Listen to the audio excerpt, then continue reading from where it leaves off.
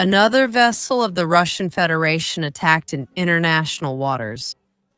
In this case, the one who has stood out was not the United States, but actually one of the main, it's hard to say now, partners or enemies of that country. It turns out that Russia, with this latest supposed attack, could actually score more points than anyone else against the United States on the international stage. Also, ultimately, it could end up planting this little seed of discord, the last one.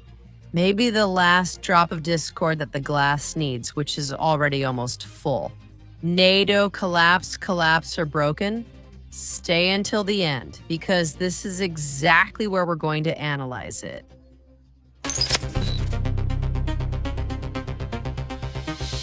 Let's go straight to the facts. We're talking about a recent attack by France against the Russian Federation. An attack that, let me tell you in advance, has not actually happened. Just like that, not at all, actually against the Russian Federation. Who they actually ended up attacking from France is, in reality, the United States. And practically in particular, Donald Trump. Yes, the United States recently set a very dangerous precedent in international waters, stopping all kinds of ships left and right, including Russian ones. But it turns out that now the situation has changed. But Macron keeps playing dumb as if he doesn't realize this change. This morning, the French Navy detained an oil tanker coming from Russia, which is subject to international sanctions and is suspected of using a false flag. Macron wrote this on his social media. The operation was carried out on the high seas in the Mediterranean with the support of several allies. A judicial investigation has been initiated and the ship has been sent to another port. We are determined to respect international law and to guarantee it. Does the activity of the Ghost Fleet contribute to financing the aggressive war against Ukraine? It seems that France has won, oh my God, by attacking the Russian Federation. That's as far as we could go. A terrible attack against the country's sovereignty, almost personally against Vladimir Putin. But here it's very important to add a bit of context. The French captured the oil. It's about oil. Grinch IMOBSKSIBS is on the European sanctions list as it is connected to Russia's shadow fleet. The ship came from Murmansk and is now being escorted on its way to France. It's another provocation by the globalists through their allies within the European Union.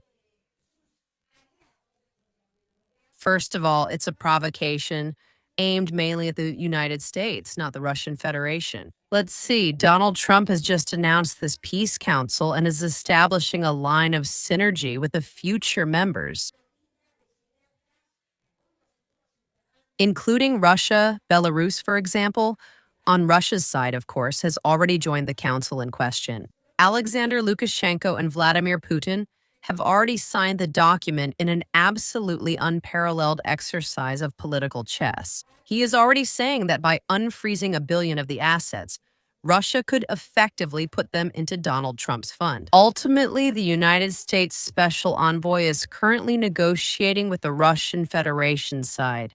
Trilateral meetings are going to take place now in Abu Dhabi, and this sets the pacifist agenda of Donald Trump. NATO is eager for an agreement with the Russian Federation. Have the misunderstandings about those detained oil tankers already been resolved? And in some way, Trump is showing more and more closeness with the Russian president and more willingness to reach an agreement, especially in Ukraine. He needs it urgently. In the background, we have Emmanuel Macron, who decides to make a statement on this issue, distancing himself from the United States agenda. Let me remind you, it's the country that ultimately leads NATO. Any attempt by the West to reach an agreement with the Russian Federation was thrown overboard by this personal initiative of Donald Trump. Macron is now raising the level of tension by stopping Russian ships. Pay attention to this. Russia, in response to all these detentions by the United States and some European Union countries, has also seen inspections supposedly carried out on ships from the Russian fleet. In the shadows, they're not doing much. To some, this might seem like a clear sign of weakness. What the heck is Putin doing? Why isn't he defending his own ships? And why is Russia even losing money? Is this more of a military move now or an immediate political move?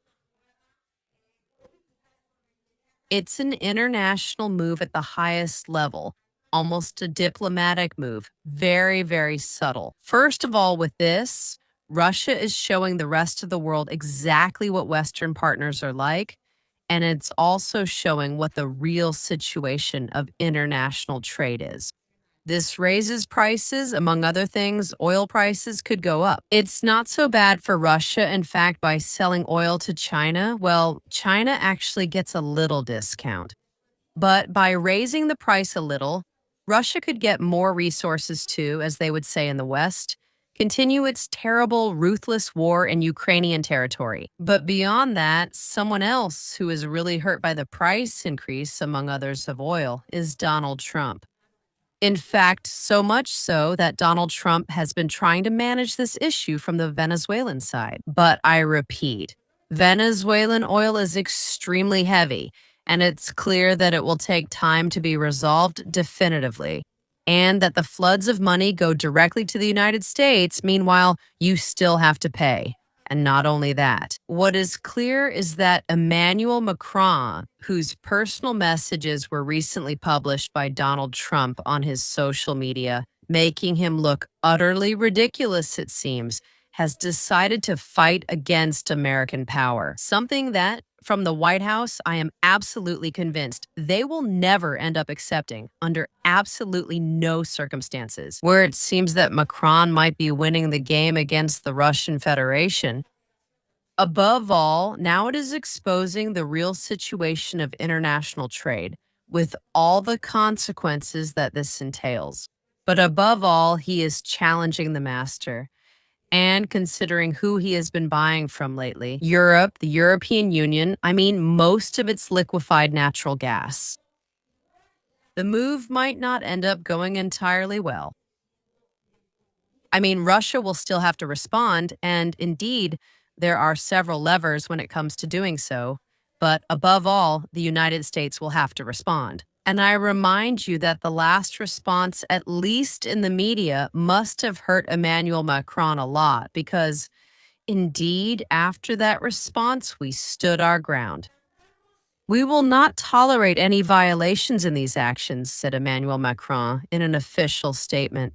This morning, the French Navy boarded an oil tanker coming from Russia, subject to international sanctions, and suspected of sailing under a false flag. But in reality, what have they done by attacking the so-called shadow fleet of the Russian Federation? It's not only tolerating a violation of international law by the United States, but also bringing this violation of international law to their own coast or their own territory. The rest of the NATO countries will have to face the consequences directly. It may seem like there aren't any, but Emmanuel Macron better be prepared. Why is that? Beyond the image of the attack, because we'll see what the fate of this ship will be. They have the guts, if they really have what it takes, to actually keep it on the French coast. In addition to that, there will be consequences practically threefold from Russia, from the United States, and we'll see it from China as well. All of this supposedly for Ukraine. Where Zelensky, the latest thing he has done, among the latest things, has been to criticize the vast majority of his European partners. If short-sightedness, I'm going to make up that word, had a graphic description, without a doubt, it would be these actions by the European Union.